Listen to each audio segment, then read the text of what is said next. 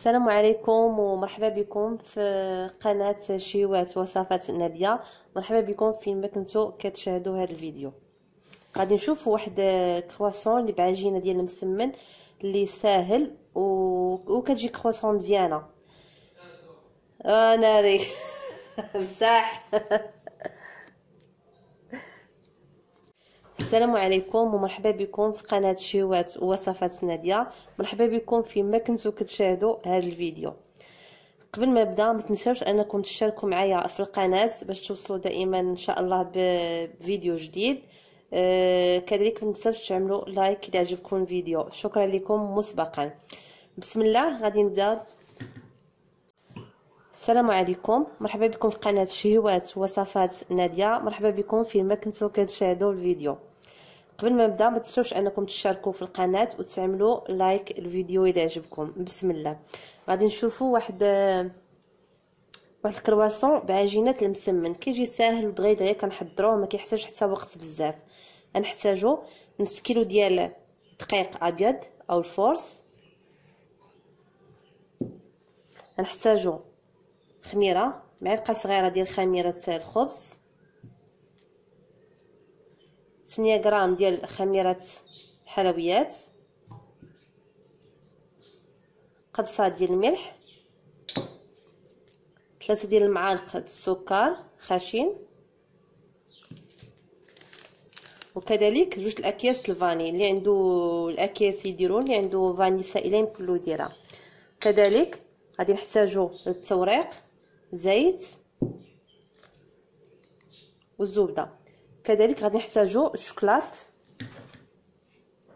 نسيت ما جبتوش الشوكولات اللي نعملوه في الحشو. بسم الله. كذلك ماء دافئ للعجن، كنديروا دقيق، كنزيدوا عليه شويه الملح،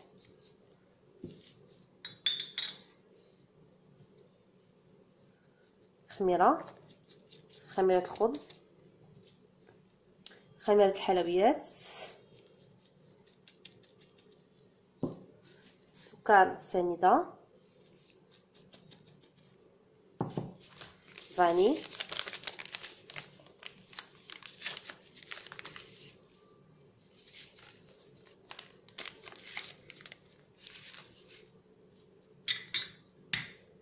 هادشي كامل كنجمعوه بماء دافئ. العجين ما تكون لا قاصحه لا رطبه، تكون عاديه وتكون وندلكوها مزيان. هذا هو المهم انها تدلك مزيان. ها هو العجين بعد ما دلكتو ساليتو، ها هو كما كتشوفوا كيكون رطب ما قاصح ما جاري. كندهنوا واحد بلاطو هكا باش كنديروا فيه كويرات ديال العجينه.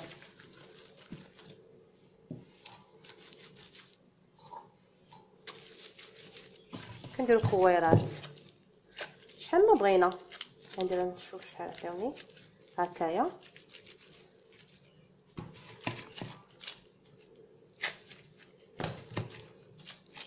كما كتشوفوا العجينه مدلوكه مزيان.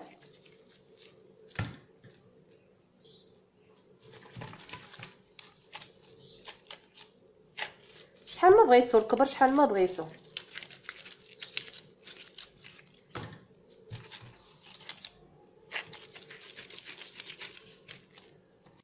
انا بعد ما درتهم كواري ها هما، انا درت 9. نتوما يمكن لكم ديروهم صغار يعطيوكم اكثر. غنخليهم يرتاحوا تقريبا واحد 10 دقائق باش يجيونا ساهلين في الطلاق ديالهم، وان شاء الله نشوفوا كيفاش. انا بديت كنصاوب فيهم ها هما على شكل مسمن. غنبقاو ليا 2 غادي نخدموهم. كنطلقوهم بعدا في الزيت في الاول، عاد كنديروا الزبده. ها هما دابا طلقوهم، نخليهم ديك 10 دقائق. ها هما طلقوا مزيان.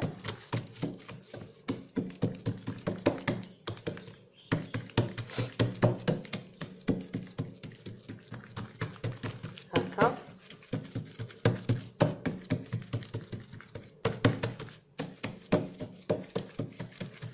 انا في حقا كيعجبني ندير في القصريه اولا كيقولها قسعه. انا ترست ليا الصباح ندير بلاطو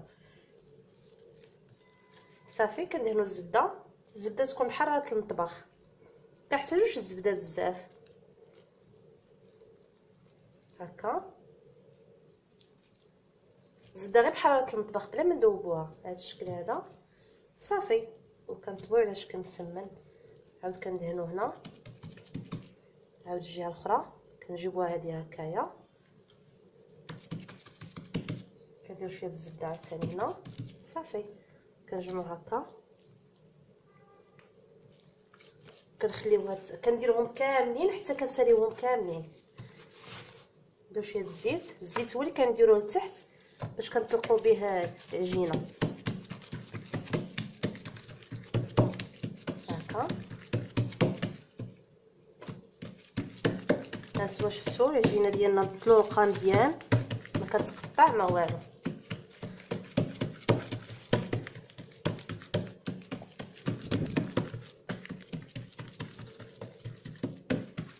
صافي حنا طلقناها مزيان. ندير عاوتاني شويه الزبده، انا ما درتش شي الزبده بزاف، تقريبا ما عرفتش شي تكون شي 120 غرام هكاك ولا هذا ما كان. انا استعملت هاد الزبده ديال العلبه، نتوما يمكن لكم تستعملوا زبده ديال التوريق اللي كمتوفر عندكم، اولا حتى العاديه اللي كناكلوا بالخبز حتى هي يمكن نستعملوها هكا. كنجيب عاوتاني هذا هكا. والله خلاص السيدات راه كلهم عرفوا كيفاش كنديروا مسمن هكا. كندير عاوتاني شويه الزبده، كنجيبو هذا هنا وهذا هكا بهذا الشكل هذا حتى كنساليوهم كاملين. ملي كنساليوهم كاملين كنعاود نبداو من الاولى حيت كتكون طلقات شويه هي اللي كنبداو بها. ها هما كنجبدو دابا نديرو دوك المسيمرات ديالنا، كنديرو شويه الزيت من تحت وكنطلقوهم على هذا الشكل هذا.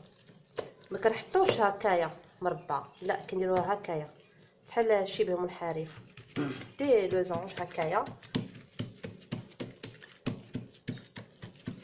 كنطلقوها، كنطولوا هاد الجناب هادو التحتانيين كنطولوهم شويه هكا.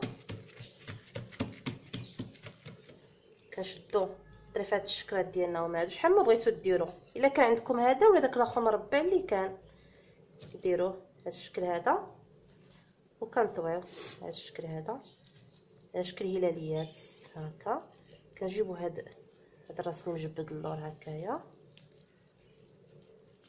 هكايا شكل هلال، كنحطوه في الطاوله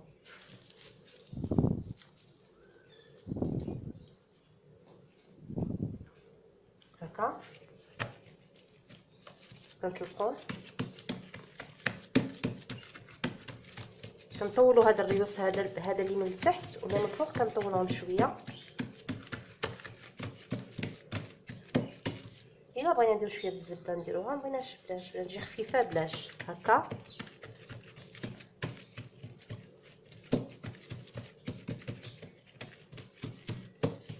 كنديرو الشكلاط هنا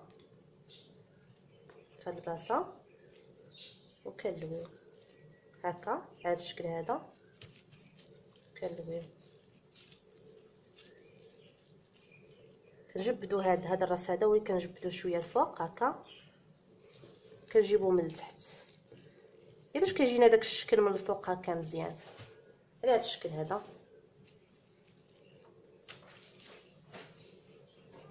الاخرى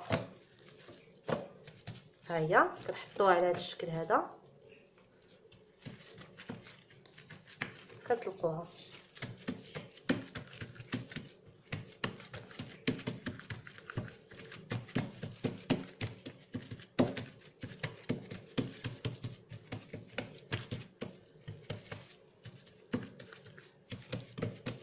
صافي كنديرو الشكلاط ديالنا اللي كان متوفر عندنا نديروه بهذا الشكل هذا كنطويو.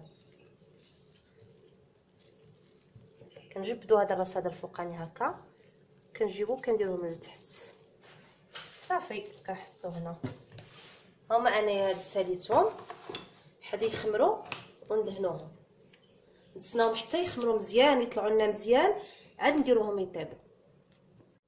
ها هما بعد ما خمروا مزيان، ضروري انهم نخليهم يخمروا مزيان باش يجونا خفاف من الداخل، باش ما يجوناش معجنين. صافي كندهنوهم بواحد البيضه خلطتها مع شويه ديال الماء، كنطربوهم كنطربوها وكندهنوا هاد الهلاليات ديالنا كاملين بهاد اصفر البيض ولا بيضه كامله نخلطها مع شويه ديال الماء. ضروري كما قلت لكم اننا نخليوهم يخمروا مزيان، كنديروا الفران يسخن مزيان حتى كيسخن، وكنقصوا شويه النار وكنديروهم يطيبوا. هذا هو الشكل النهائي ديالهم ملي كيخرجوا من الفران، هذا الشكل. هذا غادي نقسمو وحده، ها هو شكل كيجيو من الداخل. ها هما كيجيو خفاف، ها هما من الداخل ومورقين، ها هما على هذا الشكل. هذا تزيين كما بغيتو. انا عندي لاباج غندير لهم لاباج، اللي ما عندهاش لاباج دير غير لا كونفيتور ولا المهم اللي عندها في الدار، سوا لاباج سوا لا كونفيتور هكا، اولا دير لهم شويه ديال السكر كلاصي او على حسب الرغبه كما بغيتو هكا، باش كيعطيو داك اللون من الفوق على هذا الشكل. هذا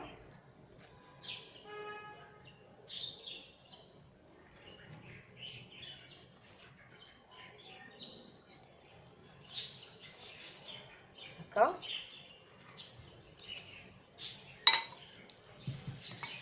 اولا ندير لهم شويه د اللوز الفيلي، انا درتو في الفران ساعه تحرق لي واحد شويه هكا.